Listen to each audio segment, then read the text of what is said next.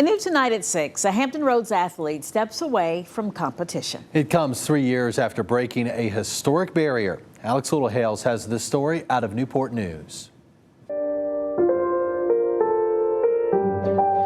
When you've already reached the mountaintop, where else is there left to climb? Yeah, the gains are far and few between. A question Sika Henry asks herself every day.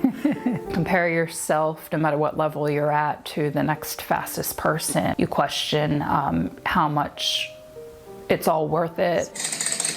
We first met Sika 3 years ago at the finish line of a years-long journey. I'd say that my life completely changed. Did this, original story with the news locally, and then on top of that I had the New York Times reach out and ESPN, so it was very overwhelming at first.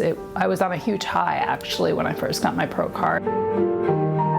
In May of 2021, she became the first Black female triathlete to turn pro.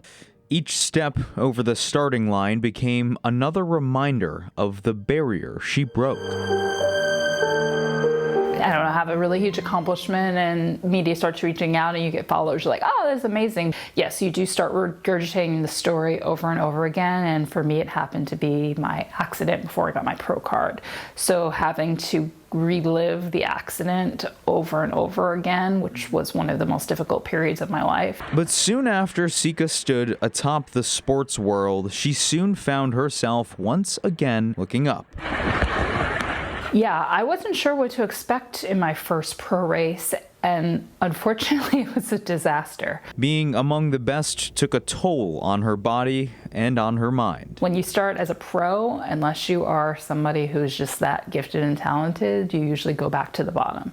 So I was getting my butt kicked in pro races, honestly. Okay. And that was hard. That was really hard. This summer, Sika retired from professional competition just 3 years after turning pro. My whole thing was I wanted to turn pro and I wanted to see a Black woman for the first time on a pro starting line.